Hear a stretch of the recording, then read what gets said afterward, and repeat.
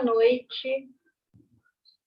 Nós vamos dar início ao nosso estudo sistematizado da doutrina espírita de hoje.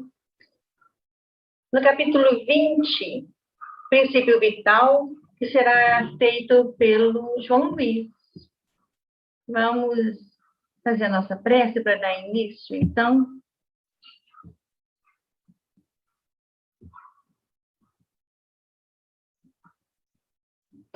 Querido amigo Jesus, aqui estamos, Senhor, no propósito de estudar a doutrina dos Espíritos,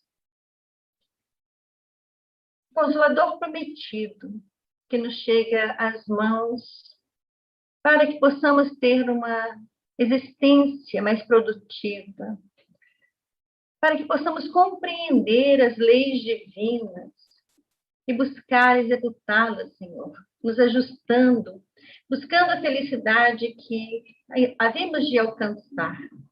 Que a tua paz e os bons espíritos possam estar entre nós, sustentando o nosso estudo.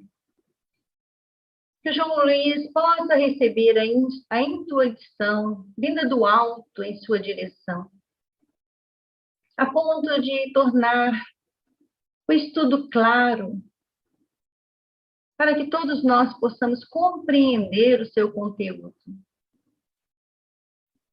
E cientes da tua bênção, Senhor, que já nos alcança, nós iniciamos neste instante o estudo dessa noite.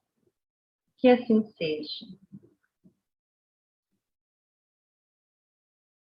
João. Boa noite a todos. Vamos apresentar o nosso slide.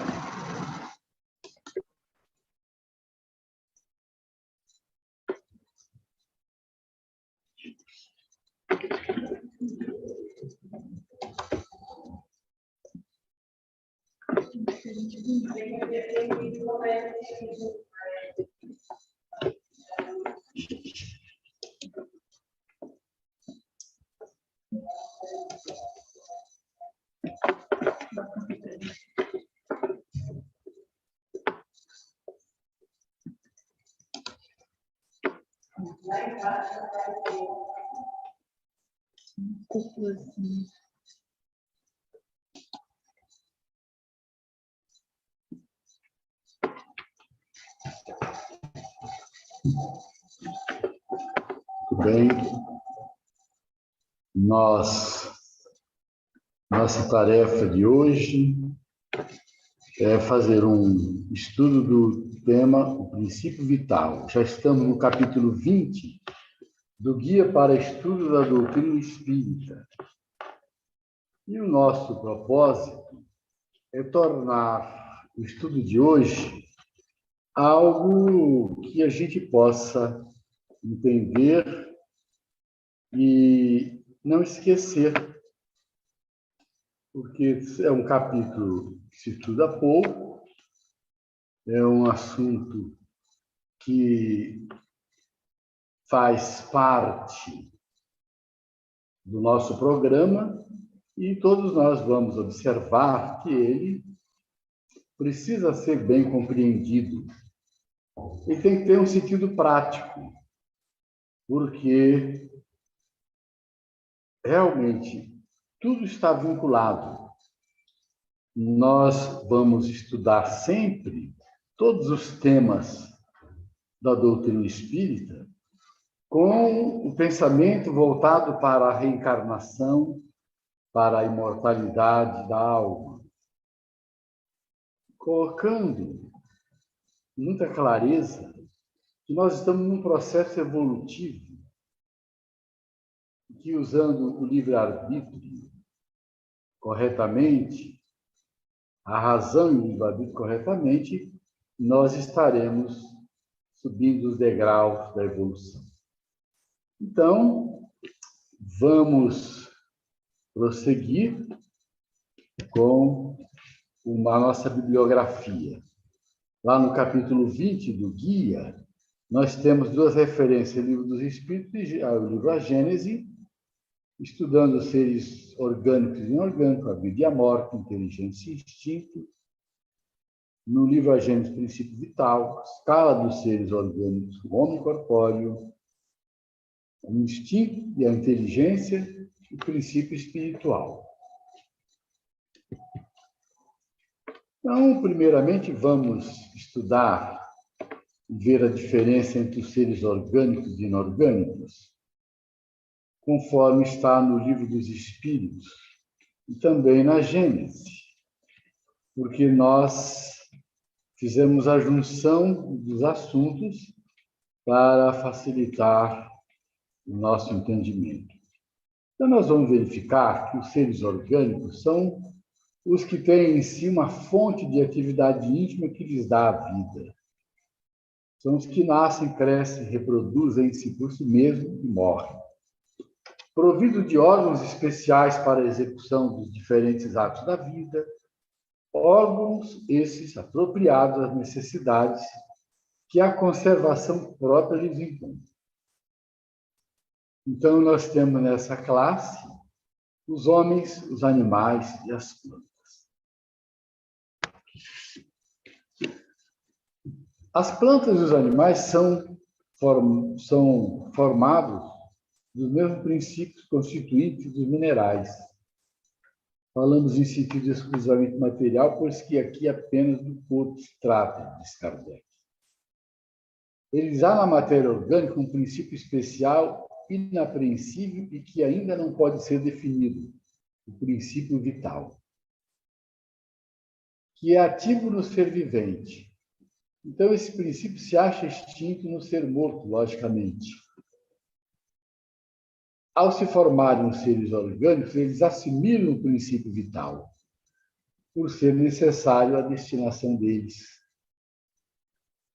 Combinando-se sem o princípio vital, o oxigênio, o hidrogênio, o azoto e o carbono unicamente formam corpos minerais. É o corpo inorgânico. O princípio vital, modificando a constituição molecular desse corpo, dá propriedades especiais. Então, em lugar de uma molécula mineral, quando nós temos o princípio vital presente, nós passamos a ter uma molécula orgânica. A atividade do princípio vital é alimentada durante a vida pela ação do funcionamento dos órgãos, do mesmo modo que o calor pelo movimento de rotação de uma roda. Então, aqui a gente já está tentando definir que a presença do princípio vital é que faz com que os órgãos funcionem, com que os elementos orgânicos tenham vida. Quando cessa a ação, por motivo da morte, o princípio vital se extingue como o calor, quando a roda ou qualquer instrumento deixa de funcionar. E nós já trouxemos já de imediato aqui para mostrar que o homem reencarnado, ele tem vários sistemas. Tem o sistema circulatório, respiratório, sistema nervoso, o gástrico, tem o sistema muscular e tem também o sistema ósseo. Então, todos esses sistemas, eles precisam de estarem funcionando para que haja vida. E esse funcionamento se dá porque nós temos condições de, através dos órgãos funcionando bem, assimilarmos o princípio vital. Então, o princípio vital aciona os órgãos e os órgãos funcionando assimilam o princípio vital. Se qualquer desses órgãos se desestrutura, nós temos a morte, consequentemente, nós não podemos, com as engrenagens comprometidas, viver. Continuando, gente, os corpos orgânicos seriam, então, verdadeiras pilhas elétricas, diz Kardec, que funcionam enquanto os elementos dessas pilhas se acham em condições de produzir eletricidade. É a vida. e deixam de funcionar quando tais condições desaparecem, a morte. Segundo essa maneira de ver, o princípio vital não seria mais do que uma espécie particular de eletricidade, denominada eletricidade animal, que durante a vida se desprende pela ação dos órgãos e cuja produção cessa quando da morte, por se extinguir tal ação. Então, nós trouxemos de novo aqui os esquemas para mostrar que todo esse conjunto precisa estar em harmonia, funcionando, sob o comando do espírito. Nós falávamos de princípio vital, nós temos a certeza de que, com os órgãos funcionando, nós temos a vida. Os órgãos com as engrenagens deficientes, nós temos dificuldades. Aí nós trouxemos essa representação. Os seres orgânicos, eles, estando em perfeito funcionamento, os órgãos em perfeito funcionamento, nós temos a vida animal, a vida vegetal e a vida humana em perfeita ação. Esses funcionam captando, assimilando o fluido vital em todos os sentidos, através do pensamento, através da respiração, através da alimentação, através da oração, em todas as formas. Mas e aqueles que não têm, como o homem, que não pensam, como assimilam tudo isso? Existem os mecanismos para essa assimilação que estão no funcionamento dos órgãos. Os inorgânicos são seres que não têm vitalidade, não têm movimento próprio, se formam apenas pela agregação da matéria. Minerais, água e ar, e etc. Representados aí nessas três figuras muito claras, muito fáceis de se entender. Embora a água seja fluida, ela é inorgânica.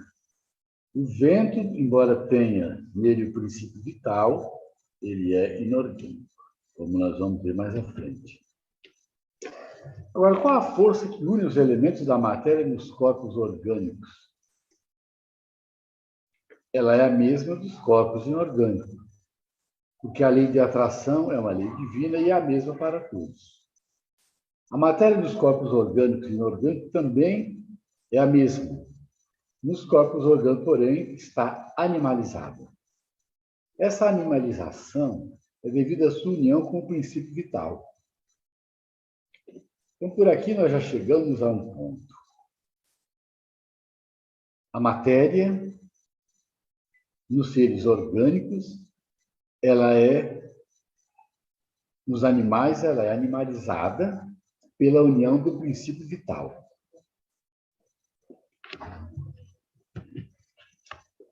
O que é a vida? A vida é um efeito devido à ação do princípio vital sobre a matéria. Nesse encadeamento de ideias, Allan Kardec foi recebendo dos espíritos várias definições. O princípio vital sem a matéria não é vida, disseram os espíritos. A matéria não possui vida sem o princípio vital, obviamente. O princípio vital dá vida a todos os seres que o absorvem e assimilam. Ele é um dos elementos necessários à constituição do universo e tem sua origem na modificação do fluido cósmico universal. Então, não existiria vida orgânica se nós não tivéssemos o fluido cósmico universal se transformando, nos dando condições de assimilar o princípio vital para que ele nos mantenha vivos e se transforme em nós fluido vital. Então, o fluido vital, dizem os espíritos, é um só para todos os seres orgânicos modificados segundo as espécies. Ele dá vida à matéria, movimento e atividade. Então, ele faz uma distinção entre a matéria inerte e os seres orgânicos. E a vitalidade do corpo, ela se desenvolve pelo funcionamento dos órgãos, como já falamos há pouco. Quando o princípio vital ele não está unido ao corpo, a vitalidade fica em estado latente. Qual é o exemplo que nós podemos tirar para essa colocação aqui dos espíritos? É um exemplo simples. Se nós pegarmos uma semente, ela tem o princípio vital em estado latente. Quando nós plantamos uma semente e ela encontra as condições para assimilar o princípio vital, ela se desenvolve e nasce a planta. Então, o princípio vital ele está no ar, ele está espalhado em todo o universo. No nosso caso, na Terra, ele está na atmosfera terrestre, ele está na água, ele está no substrato do solo, em tudo aquilo que nós temos, desde que estejam em condições corretas. E o que nós tivermos em estado latente, em condições de assimilá-lo, colocadas as condições ideais, e ele possa, então, absorver esse princípio vital. Então, ele é a força motriz dos corpos orgânicos, ao mesmo tempo que o agente vital, aqui, lá vou eu de novo, buscar o meu texto, tentando tirar aqui essa... Ele dá impulsão aos órgãos e essa ação entretém e desenvolve a atividade daquele. O que eu fiz? Eu fui buscar nessas duas figuras essa visão que o plano espiritual nos dá sobre a questão da assimilação do princípio vital. Você tem duas árvores aqui. Uma árvore, embora tenha sol, ela não tem todos os elementos que ela precisa para ter vida. Se tem o sol que, através dos raios, fornece a vida, nós não temos no solo o substrato que ela precisa para poder se apresentar viva, então ela morre. Essa árvore já tem tudo, ela tem um solo rico em substrato, em água, que é tirada através das raízes, e tem também a energia solar, consequentemente, periodicamente tem chuva. Então, nós temos tudo isso disponível para que um vegetal tenha vida e dê frutos. Nós, como seres humanos, nós também temos que ter todos os recursos para mantermos a vida. No caso aí, os órgãos da planta são as raízes, ela tem com certeza a circulação interna, que representa que teríamos em nós o nosso sistema circulatório. Então, a vida, para que ela exista, para os seres orgânicos terem vida, são necessárias as condições para a assimilação do princípio vital. E a causa da morte dos seres orgânicos é o esgotamento dos órgãos. Então, quando a gente vai analisar a vida e a morte, sempre nós temos um ciclo de vida onde a gente nasce, cresce, desenvolve, depois entra no período de esgotamento das energias. Então, a morte dos seres orgânicos se dá pelo esgotamento dos órgãos, ou então por enfermidades, que nem sempre os fluidos todos se esgotam e a pessoa pode desencarnar. Por quê? Porque os órgãos, que são os órgãos que recebem, que desdobram esse princípio vital em fluido vital, eles emperram como uma máquina defeituosa, aí vem a desencarnação, vem a morte. O mesmo acontece com a máquina quando se esvazia o seu conteúdo, o combustível que faz com que ela funcione. O nosso corpo é a mesma coisa. Muitas vezes a pessoa desencarna e ainda tem um corpo muito completo de fluidos vitais. Mas, por deficiência da renovação do fluido vital, sobrevém a morte. É nisso que eu gostaria que ficasse claro o estudo. Nós estudamos este assunto para entendermos o mecanismo da vida e o mecanismo da morte. Quando os seres orgânicos morrem, a matéria inerte se decompõe e vai formar novos organismos. O princípio vital volta à massa de onde saiu. Os órgãos reagem uns sobre os outros, resultando dessa ação recíproca da harmonia do conjunto por eles formado. Então, se tem harmonia, tem vida. Se não tem harmonia, ocorrem dificuldades, podendo o indivíduo desencarnar ou não, podendo haver a morte do ser orgânico ou não. Destruída que seja por uma causa qualquer, essa harmonia, o funcionamento dela cessa.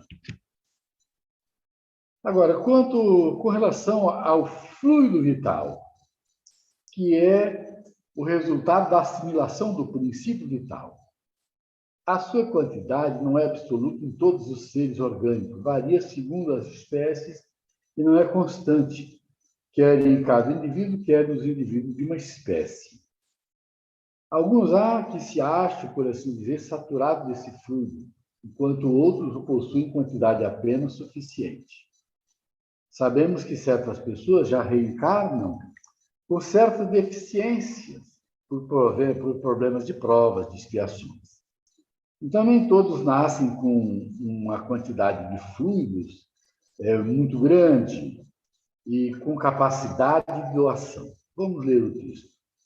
Daí, para alguns, vida mais ativa, mais tenaz e, de certo modo, superabundante. A quantidade de fluido vital se esgota, pode tornar-se insuficiente para a conservação da vida, se não for renovada pela absorção e assimilação das substâncias que o contêm.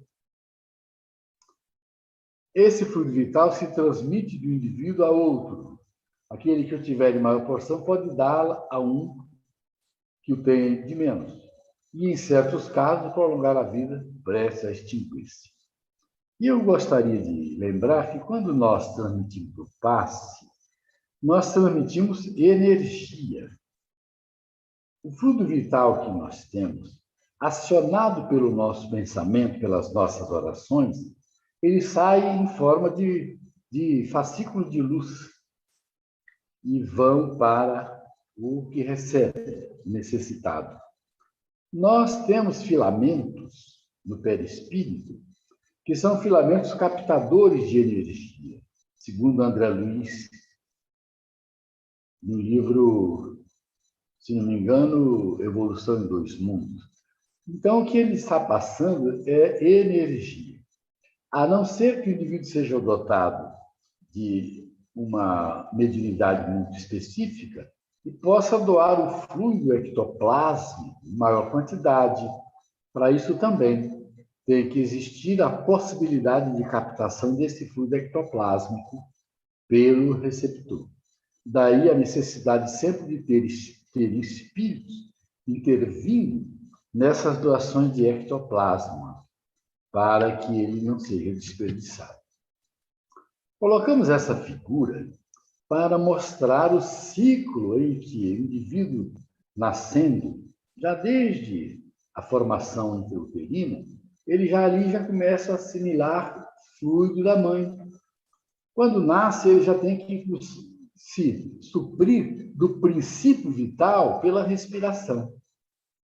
Ali já começa a alimentação, tem o ciclo: infância, adolescência, juventude, madureza, velhice e a morte. Todo esse ciclo, ele se dá porque nós temos a capacidade de renovar as nossas energias, buscando no princípio vital as energias que vão ser assimiladas por nós.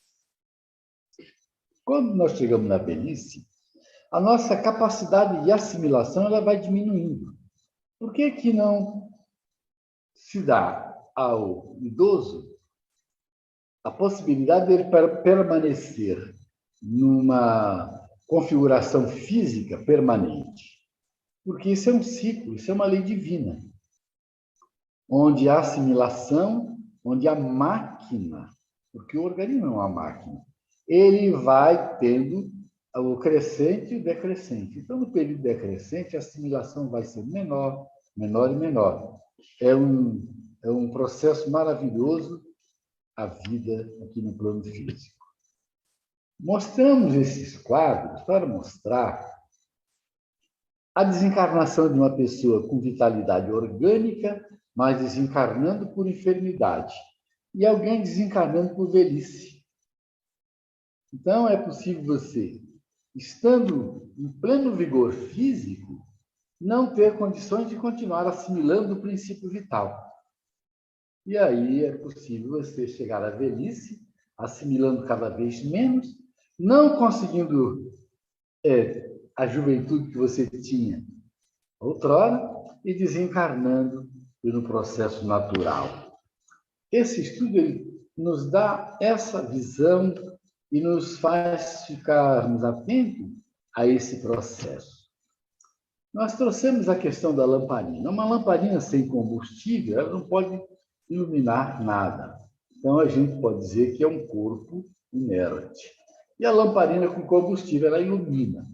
Nosso corpo, quando termina os fluidos, né? Quando os fluidos vitais não podem ser renovados, não ter condições de assimilar pelos processos que nós buscamos assimilar no princípio espiritual, todos os elementos que vão formar esse fluido do corpo, a lamparina está representando um instrumento, um combustível que vai se apagar quando acabar o combustível.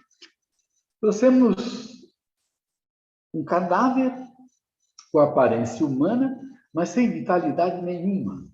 Segundo onde nós tiramos essa figura, seria a múmia de Ramsés, eu não sei se é verdade. E uma pessoa buscando na natureza, através da respiração, e aí, no caso, diante do mar, que é também uma fonte de energia, na busca do princípio vital, ela acredita que respirando, que orando, que se expondo diante de toda essa força da natureza, que ela pode se fortalecer e sair dali com energias renovadas. E é verdade isso. Existe o princípio espiritual e o princípio vital. Nós deixamos para colocar aqui para consolidar essa ideia. Então, essa pergunta é feita por Kardec. São a mesma coisa o princípio espiritual e o princípio vital? Não são. O princípio espiritual, ele, através do processo evolutivo, ele se torna espírito. E o princípio vital é sempre o mesmo. Ele está disponível. Então, o princípio espiritual ele dá vida inteligente aos seres, intelectualizando a matéria. E o princípio vital ele animaliza a matéria para a sua união com ela. Está claro isso? É muito simples. Nós, para termos a vida, precisamos do princípio vital. Aí também busquei esse quadro, que é sempre usado nos nossos cursos, para mostrar o espírito como uma centelha de luz, seria o foco de inteligência, corpo mental, perispírito, duplo etérico e corpo físico. Nesse duplo etérico, segundo o que a gente sabe, estudando, é onde fica a ligação, a liga do corpo físico com o perispírito, e, por sua vez, essas interações moleculares, elas precisam ter, assim, esses corpos cada vez mais utilizados para que o espírito possa atuar sobre a matéria e transmitir o seu pensamento, agir, falar e viver. E quando há impedimento da assimilação dos fluidos, esse sistema se desfaz, ficando só o perispírito, o corpo mental e o espírito. Que o duplo etérico também vai se desfazer, uma vez que é de fluido mais aproximado do fluido do corpo físico. Então, gente, o reino vegetal, ele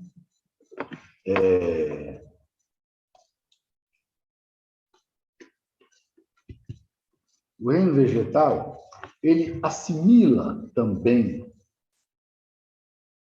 o princípio vital dentro dos mecanismos das leis estabelecidas.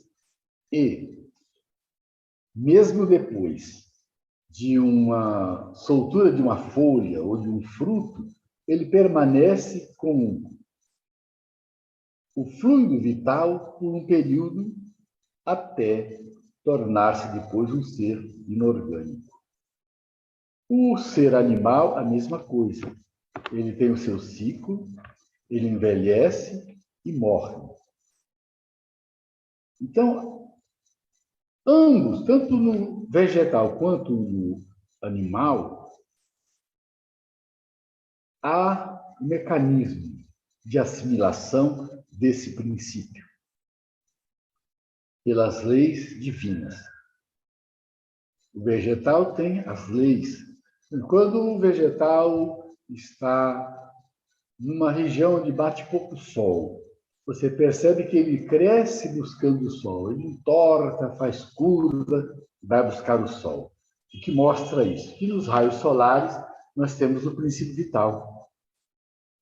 Se ele não tiver a presença dos raios solares, o crescimento é prejudicado. Se ele tem os raios solares, mas não tem o substrato na Terra, também vai acontecer a morte. Mas o ciclo tanto do reino vegetal quanto do reino animal tem o período de nascimento, de crescimento, de todo vigor e da morte. Nós vamos encontrar árvores com 4.000, 5.000 anos em alguns lugares do planeta. E você vai ver o quê? Que esses vegetais, eles têm uma vida muito longa. O homem e os animais podem chegar a um certo tempo, mas quando chegar mais adiante, a assimilação dos fluidos, por mais que ele se esforce buscando, através do princípio vital, ele não consegue repor as energias e fatalmente irá terminar com a morte. Então, Kardec diz assim, tem sobre a natureza do princípio vital. Vamos mexer aqui. Vou mexer de novo. Seja, porém, qual for a opinião que se tem sobre a natureza do princípio vital, o certo é que ele existe, pois que se lhe apreciam os efeitos. Pode-se, portanto, logicamente admitir que, ao se formarem os seres orgânicos, assimilaram o princípio vital, por ser necessária a destinação deles, ou, se preferirem, que esse princípio se desenvolveu em cada indivíduo, por efeito mesmo da combinação dos elementos, tal como se desenvolve, dadas certas circunstâncias, o calor, a luz e a eletricidade. Então, ele quer fazer uma comparação com os mecanismos que geram energia quando estão em movimento, com o efeito que cada um desses elementos proporciona, com a nossa busca do fluido. O fluido está disponível na natureza em estado latente para promover a vida na Terra.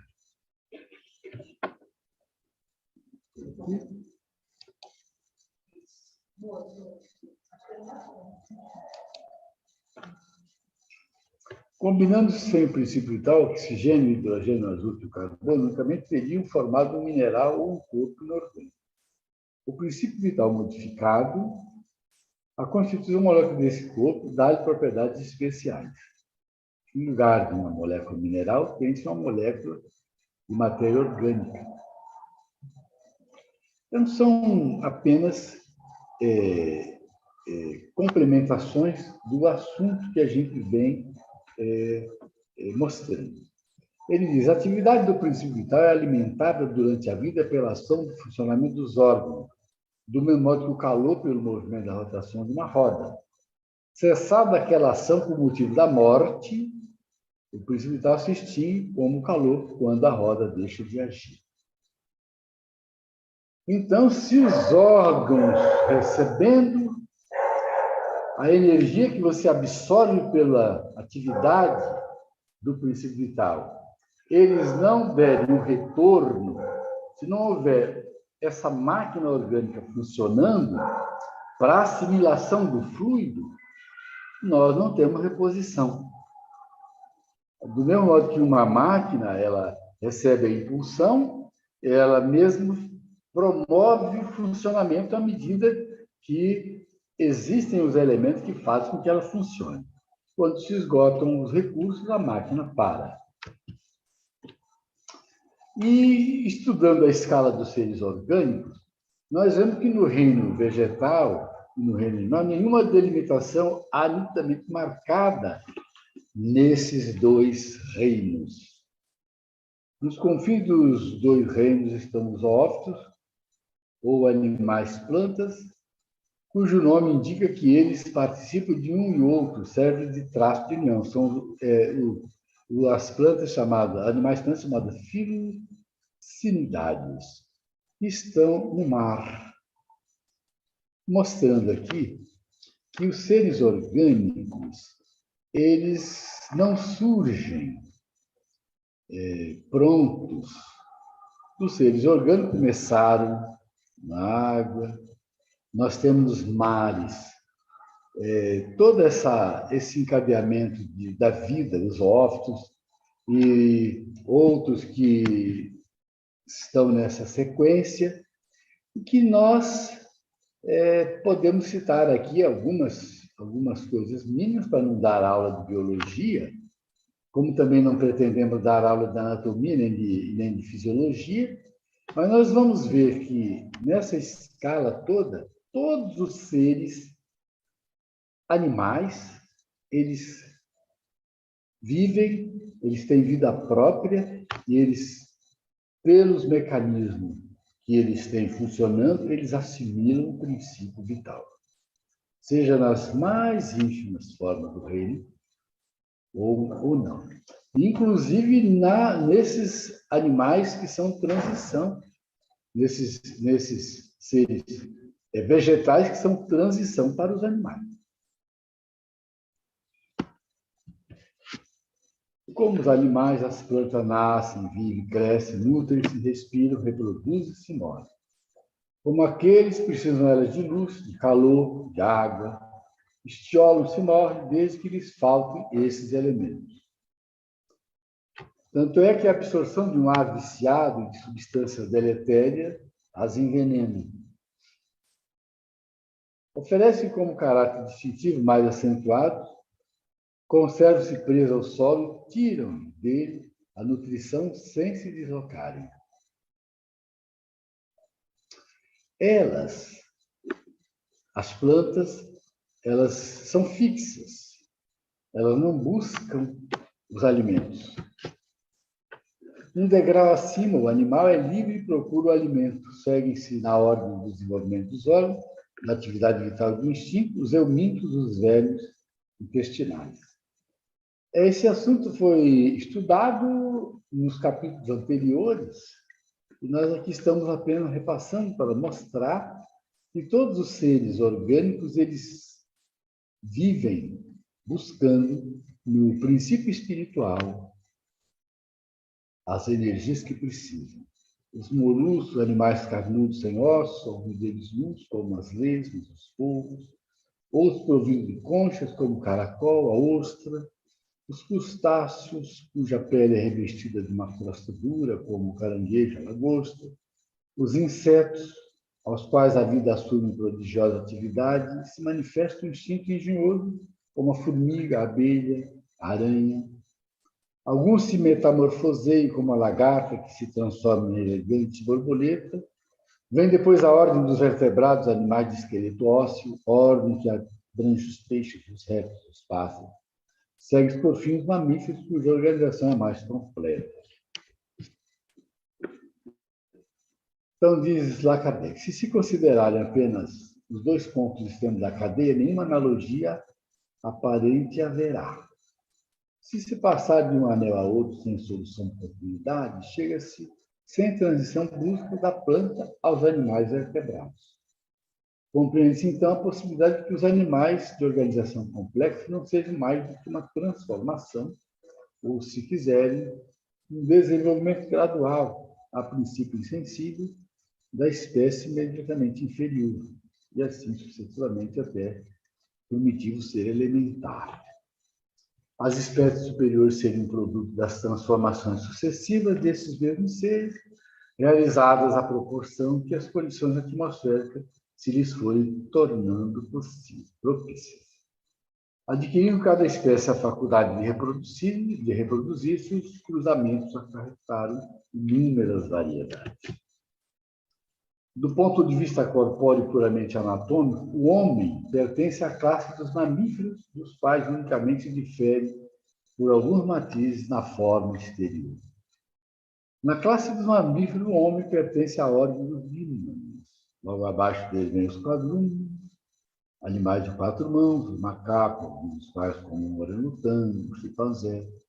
Como homem, esses macacos caminham eretos, usam cajados, constroem choças e levam à boca uma mão aos alimentos. Acompanhando passo a passo a série do ser, disse-ia que cada espécie é um aperfeiçoamento, uma transformação da espécie imediatamente inferior. Então, visto isso, nós vemos que os seres vegetais, eles passam pela transição, entrando na fase animal, e na fase animal nós temos o processo evolutivo, e todo o processo necessita do mecanismo de assimilação do princípio vital. E aí, estudando a inteligência e o instinto, nós temos aqui de Kardec perguntas importantes que foram feitas para esclarecer a questão do processo evolutivo. O que tem a ver a inteligência com o princípio vital? Então, ele pergunta: a inteligência é atributo do princípio vital? A resposta é não, pois que as plantas vivem e não pensam, só têm vida orgânica. A inteligência e a matéria são independentes, porquanto um corpo pode viver sem inteligência. Mas a inteligência, só por meio dos órgãos materiais, pode manifestar-se no plano físico. Necessário é que o espírito se una à matéria animalizada para que esta possa expressar a inteligência. O que isso tem a ver? E no processo reencarnatório, nós aportamos aqui no campo físico para progredir, para evoluir. Para que haja esse processo, o espírito venha e recomece e sofra as exigências da matéria e progrida, ele tem que manter a vida física. Então, a inteligência não tem nada a ver com esse princípio vital. Que as plantas não são inteligentes e assimilam o princípio vital. A inteligência é uma faculdade especial, peculiar a algumas classes de seres orgânicos, que lhes dá o pensamento, a vontade de atuar, a consciência de sua existência e de sua individualidade, assim como os meios de se estabelecerem relações com o mundo exterior e de proverem as suas necessidades. Podemos distinguir-se assim. Primeiro, os seres inanimados, constituídos só de matéria, sem vitalidade nem inteligência, são os corpos brutos. Os seres animados que pensam, formados de matéria e dotados de vitalidade, porém destituídos de inteligência. E os seres animados pensantes, formados de matéria, dotados de vitalidade, têm a mais um princípio inteligente que lhes dá a faculdade de pensar. Aí nós temos o mineral, os corpos brutos, nós temos os seres formados de matéria, com vitalidade destituídos de inteligência, e os animados pensantes. Qual é a fonte da inteligência? É a inteligência universal. E aí Kardec faz essa pergunta que é muito importante. Poder-se dizer que cada ser tira uma porção de inteligência da fonte universal e a assimila? Tira e assimila o princípio da vida material? Aí os espíritos dizem assim, isso não passa de simples comparação, porém inexata. Porque a inteligência é uma faculdade própria de cada ser e constitui a sua individualidade moral. Ademais, como sabeis, há coisas que o homem não é dado penetrar, e esta, por enquanto, é desse mundo. Nós sabemos hoje, e o Livro dos Espíritos nos dá tudo isso com muita clareza, que nós evoluímos do átomo ao arcanjo. Que o princípio inteligente ele está no mineral, no vegetal, no animal e no hominal.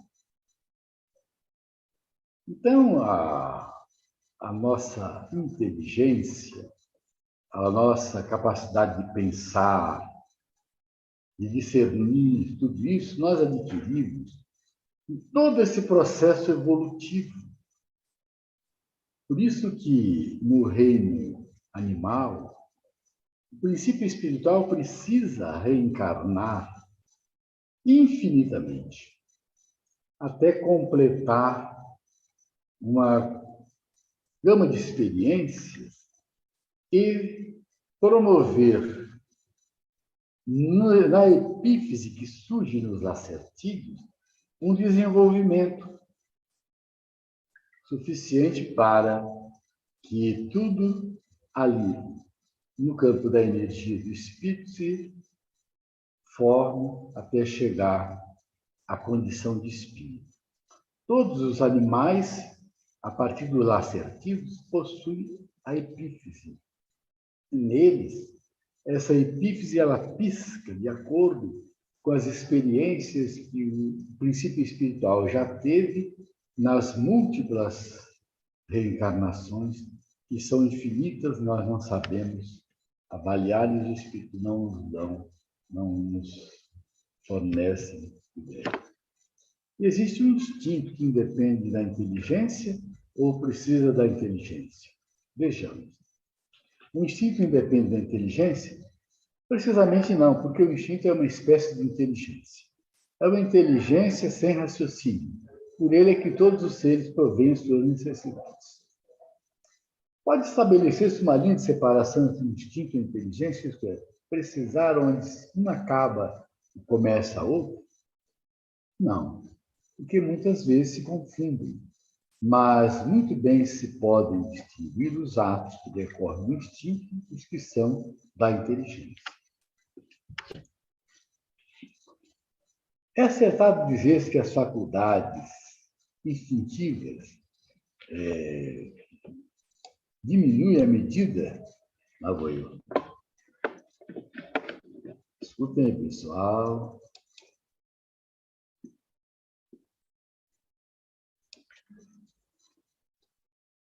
O que eu faço?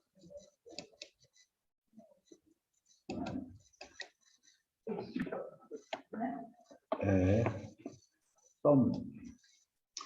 É acertado dizer que as faculdades instintivas diminuem à medida que crescem as intelectuais?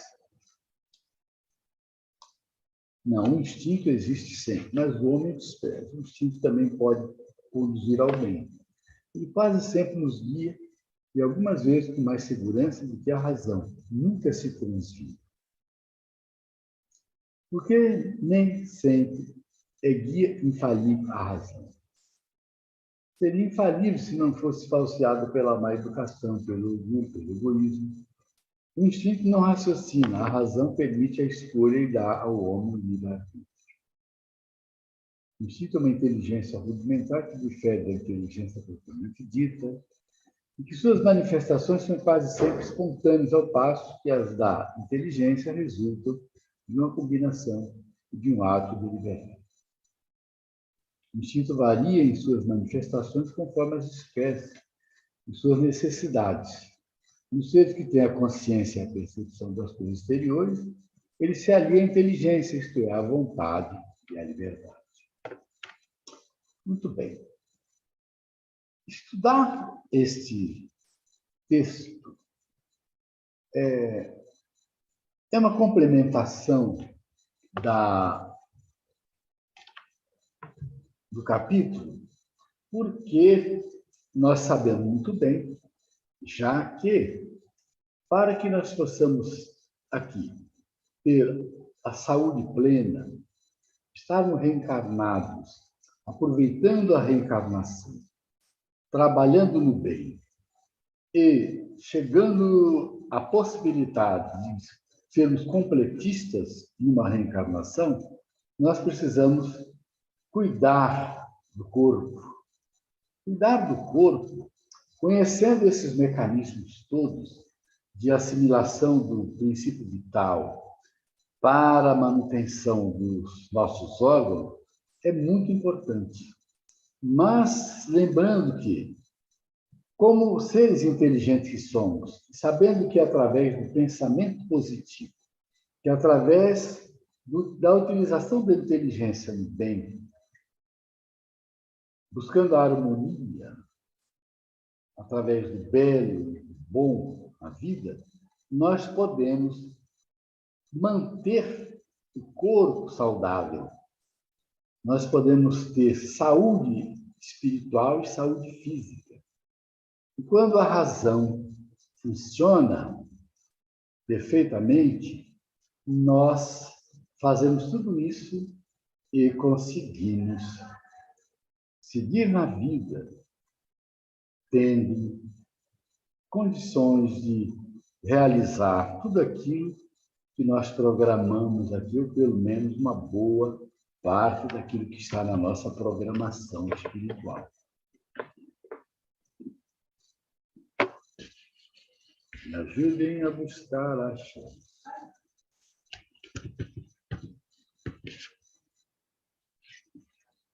Socorro.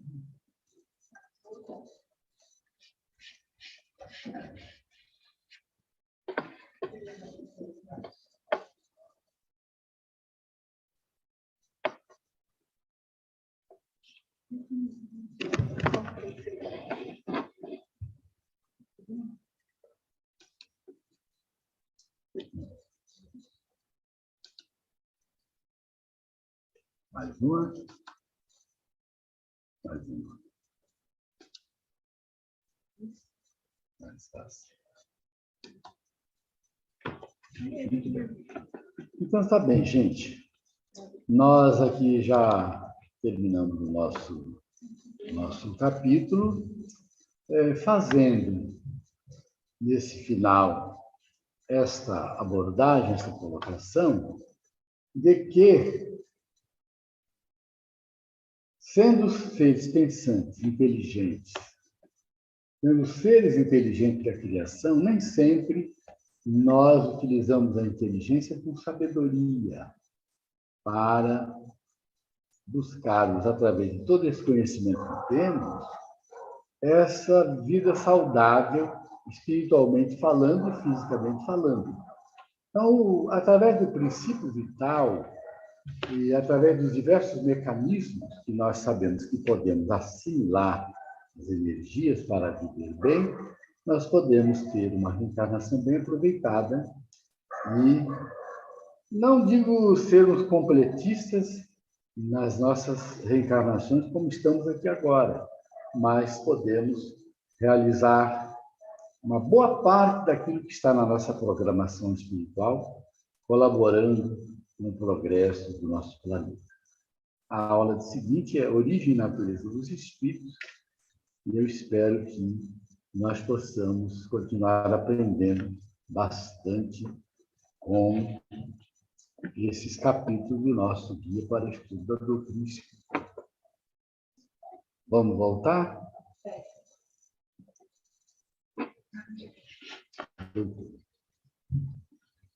Com a palavra, André, que está dirigindo a nossa reunião.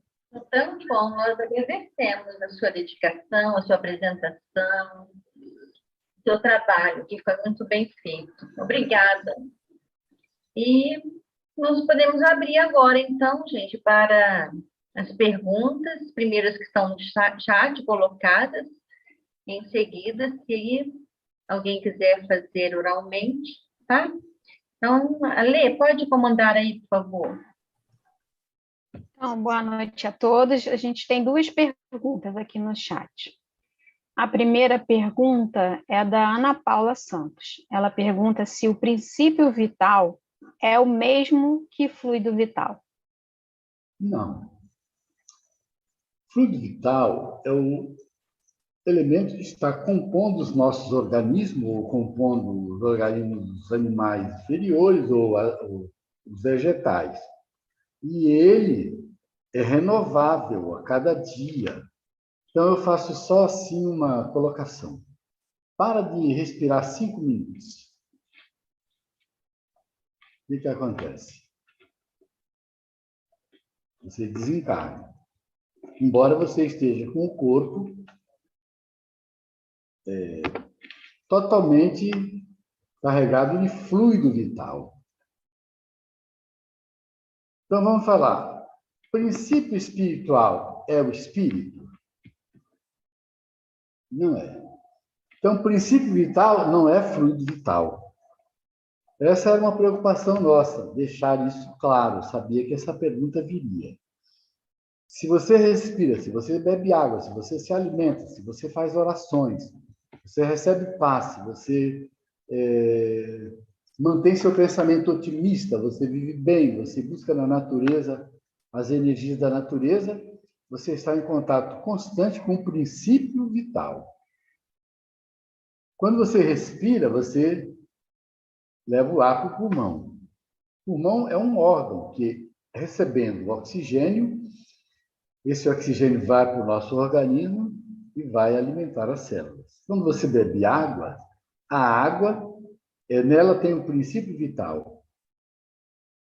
Se você bebe todo dia 3 litros de água, você está colocando combustível no seu organismo. Então, nele tem um princípio vital. Você tem um carro, tem um motor. O motor está perfeito.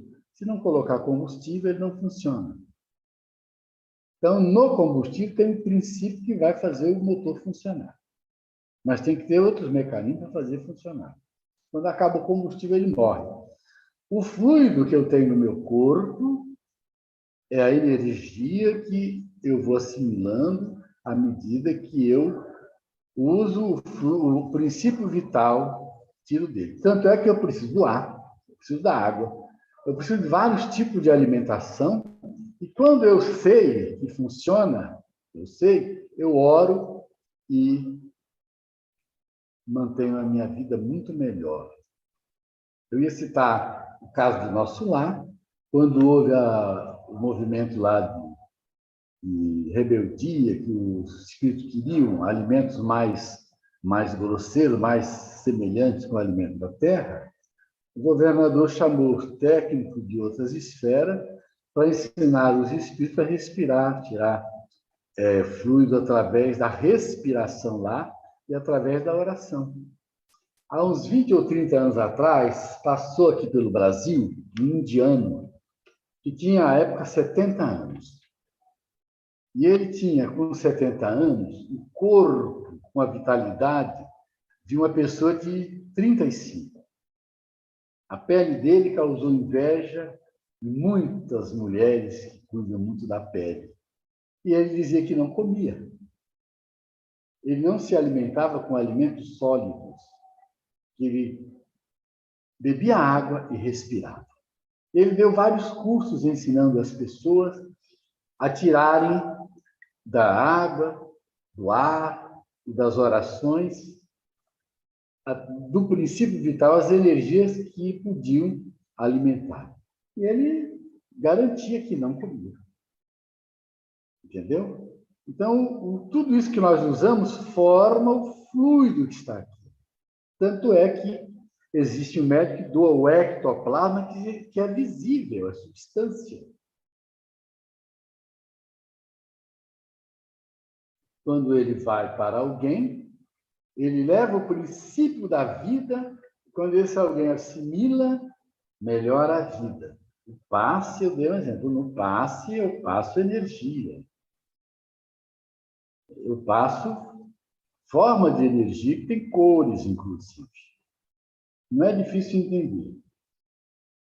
Está respondido? Pode passar. A segunda pergunta é do Rogério. Ele diz o seguinte: o estudo mostrou que o instinto não termina com a conquista da inteligência. Poderíamos dizer que a conservação desse instinto pode nos encaminhar para a intuição como aperfeiçoamento do instinto? Ele se aperfeiçoa sempre. Então, se você usasse o instinto, você não erraria, diz o Livro dos Espíritos.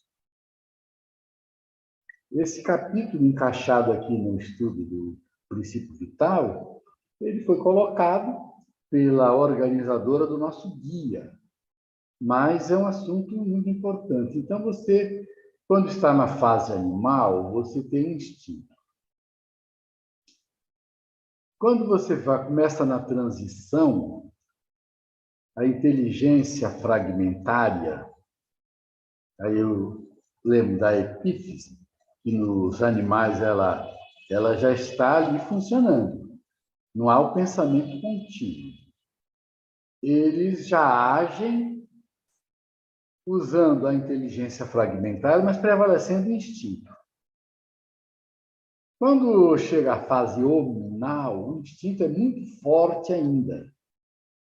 Os espíritos nas primeiras reencarnações agem mais por instinto. E aí começam a pensar e a desenvolver a inteligência. E as experiências são múltiplas para que o espírito aprenda através do uso do livre-arbítrio. Ele vai saber o que vai... Ele já vem sabendo, quando entra na fase hormonal, o que é bom e o que não é bom.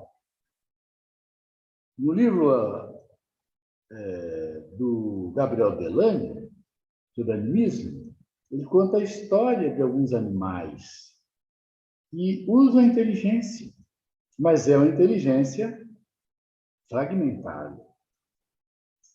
Onde tem a história lá de um gato, que eu sempre conto, que tinha, cozinhando na lareira alguma coisa, e ele queria roubar aquilo. O que ele faz? Ele pega um outro gato para usar o gato, a mão do outro gato, para puxar a comida. Por que ele fez isso? Ele já tinha registros de como fazer alguma coisa. Por que o leão, sempre quando ele ataca o animal, ele pega na garganta do animal? Ele sabe que ele tem que pegar na garganta do animal. Ele pula em cima do animal, agarra na perna, mas ele faz tudo para agarrar na garganta. Quando ele agarra na garganta, ele fica tranquilo, agarrado, até acabar com a vida do animal. Isso tudo é um instinto, mas com as experiências multisseculares ali, experimentando. A gente não pode fugir dessa linha de raciocínio, até porque é doutrinário, está no Livro dos Espíritos. Então, o instinto, ele continua conosco. Eu não posso dizer a você até onde o espírito precisa do instinto, mas por muito tempo nós vamos utilizar o instinto. Só quando a gente estiver chegando lá perto da angelitude. Enquanto nós estivermos reencarnados, muitas coisas serão instintivas. Enquanto nós estivermos reencarnando, precisando de reencarnar, mas predominando sempre a razão, à medida que nós evoluímos. É isso que você queria, Rogério?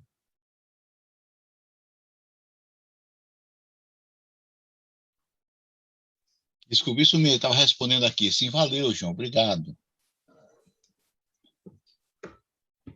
Então, no chat nós não temos mais perguntas, mas a Rosivete está com a mão levantada, pode abrir o microfone, Rose. João, eu queria voltar aqui no princípio vital e no fluido vital. Mas na seguinte pergunta, em relação a uma pessoa que comete suicídio e em relação a alguém que recebe moratória. Porque você falou que são diferentes, né? Então, eu entendi, quero que você me diga se é o que eu entendi. O princípio vital, por exemplo, numa pessoa que se extinguiu o princípio vital, aí ela recebe uma moratória, aí ela é como se ela fosse carregada de uma quantidade de princípio vital suficiente para aquela moratória. Ou seja, o princípio vital, ele é limitado, a pessoa reencarna, vem com aquela quantidade somente para tantos anos de vida. E o fluido vital não suicida, por exemplo, suicida, ele comete suicídio. Aí ele está cheio de fluido vital, mas ele extingue o princípio vital com o suicídio. É isso? É exatamente? Eu quero saber se é isso ou eu tô enganada. A vida, ela tem um ciclo, tem uma curva. Quando você já está no final da curva, você já não assimila mais a quantidade de fluidos para repor e ter um organismo funcionando pleno. Se você tiver que ter uma moratória, o plano espiritual vai atuar e vai fazer uma injeção de fluidos, vai repor essas energias que vão se gastar novamente ao longo do tempo. Como os espíritos fazem isso, nós não sabemos. Mas eles, no campo perispiritual, atuam e repõem as energias, dão lá uma renovada nos órgãos do perispírito, que vão transmitir essas energias de renovação para os órgãos do campo físico. Tem que sempre ter uma injeção de energia. Não é só dizer assim, você vai viver mais um tempo. Tem no plano espiritual o tratamento para isso. Como nós não sabemos como é feito. Mas tem que ter, vamos dizer assim, mais tanto por cento de energia para o indivíduo continuar. Essas energias elas vão durar de acordo com os cuidados que o espírito consciente vai trabalhar.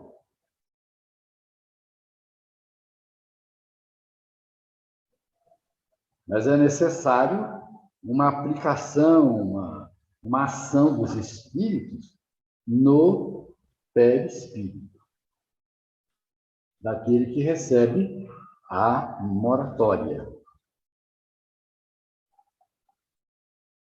Nós vamos aprender isso no mundo espiritual se nós tivermos acesso aos estudos lá, no departamento de reencarnações, talvez. No Ministério da Reencarnação. João, você falando assim me leva a crer que princípio vital e fluido vital é a mesma coisa. Não ouvi. Vamos melhorar aqui. Por essas... Pode falar. Então, por essa explicação, você me leva a entender que são as mesmas coisas, fluido vital e princípio vital. Fluido vital, ele é a energia que mantém o nosso corpo durante todo o ciclo de vida, que é reforçado, renovado todo o tempo, porque nós buscamos no princípio vital aquilo que vai compor. Então, vamos fazer assim uma comparação bem simples. Daqui a pouco nós vamos jantar, tem janta. Não é verdade? Então, naquilo que você vai comer tem o princípio vital. Porque você, quando comer um legume, o seu organismo vai ter que assimilar o princípio vital para que ele se torne fluido e se agregue ao seu organismo.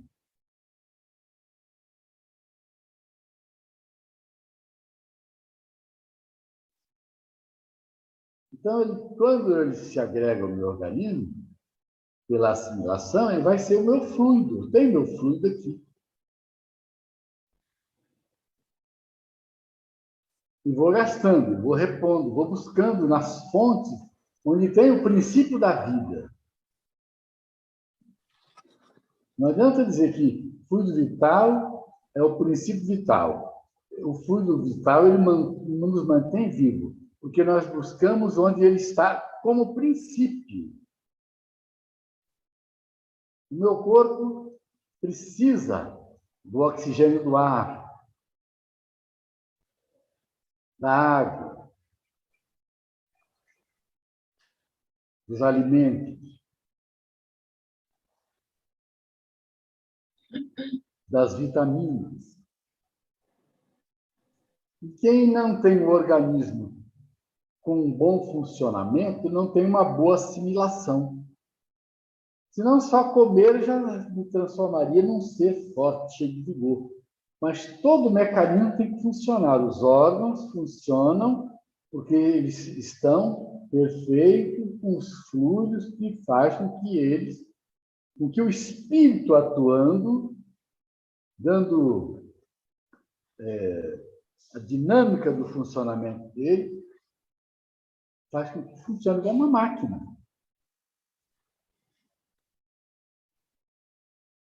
João, Tem que colocar a cabeça para funcionar. então poderíamos dizer que o fluido vital é um produto do princípio É um vital? produto de tudo aquilo que você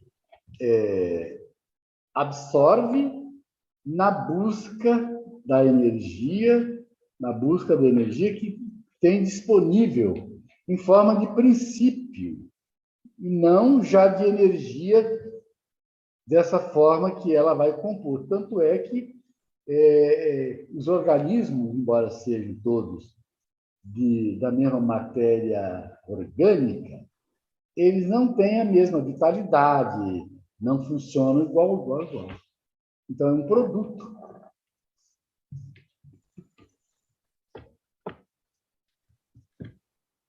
Tem uma pergunta no chat que é do Luiz Cláudio.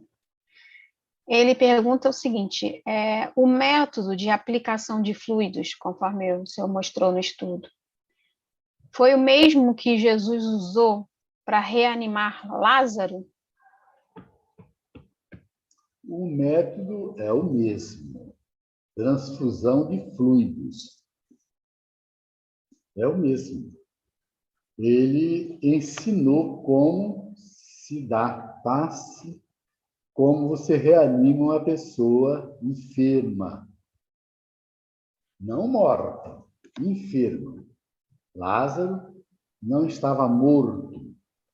E ele ensinou como a gente pode fazer a transfusão dos fluidos que nós temos a mais para doar.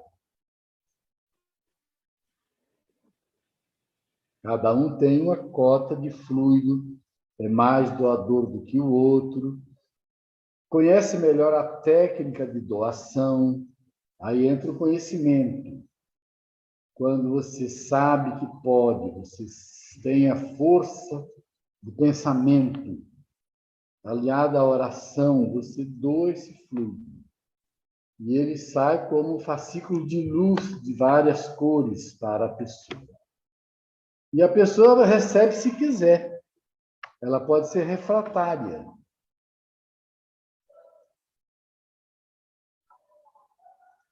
Mas ela chega à pessoa como fascículos luminosos.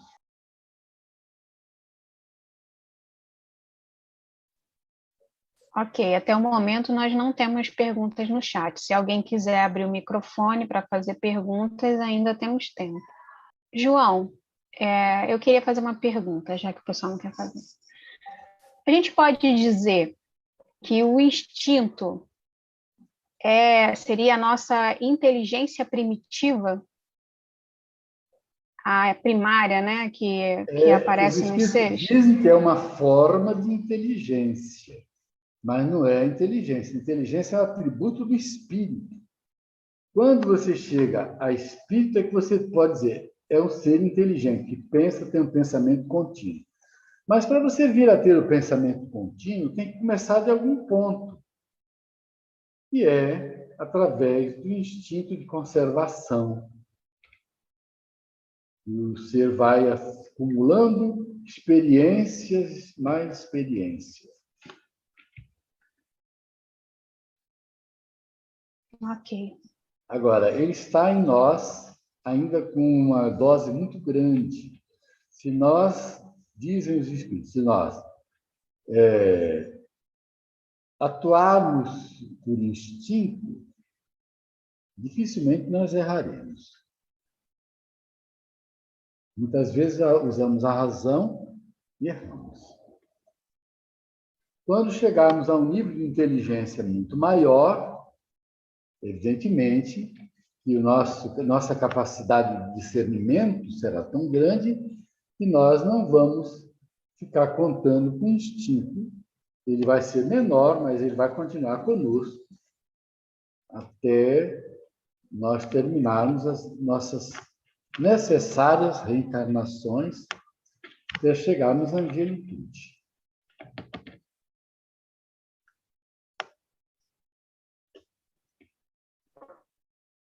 Ok, permanecemos sem perguntas aqui no chat.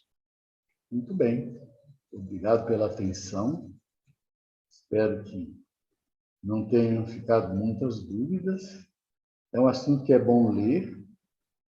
Tem outros assuntos no livro A Gênese que deveriam serem lidos antes de se estudar o princípio vital. É o capítulo 10, deve ser lido.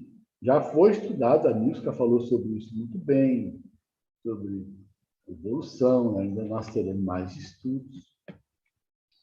Dá para se perceber, né, o valor que tem rever esses conceitos, que é o que nós estamos fazendo, é a nossa proposta do ESD, né, de rever esses conceitos básicos da doutrina para consolidar esse conhecimento para que nós possamos dar passos maiores, né? Compreender algo mais lá na frente.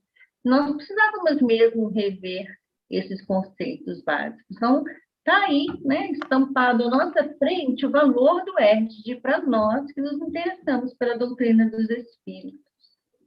Nos ensina a viver melhor, nos ajuda a viver melhor, porque passamos a desperdiçar menos a vida. Quando você sabe onde a fonte está melhor, você busca a fonte e passa a viver melhor, com certeza. Então, assim, sabe, como o João falou, e eu ratifico, esse item do nosso guia tem que ser lido. Né? Eu acho que a gente precisa depois rever essa aula, quando ela estiver já no nosso canal, mas antes disso a gente tem que rever esse item no guia, ler com mais atenção. Então, vamos agradecer a Jesus.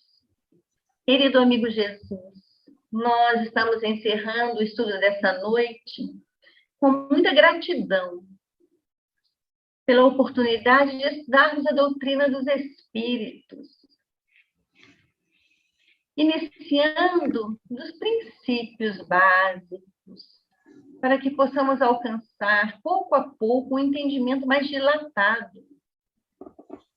Sabendo, Senhor, que não estamos sozinhos neste empreendimento, mas sim muito amparados, intuídos, orientados pela espiritualidade amiga das nossas duas casas, que nos unem nesse propósito, para sermos hoje espíritas, com conhecimento da doutrina que professamos. Queremos fomentar em nós esses conhecimentos para nos tornarmos mais úteis, mais produtivos para o Espiritismo. E agradecemos, Senhor, pelas casas que nos acolhem e por podermos utilizar esse recurso benéfico que adentra nossas casas, trazendo para nós estes conhecimentos para que se tornem patrimônio dos nossos espíritos. Que a tua luz divina permaneça conosco, que tenha adentrado os nossos lares e os nossos corações,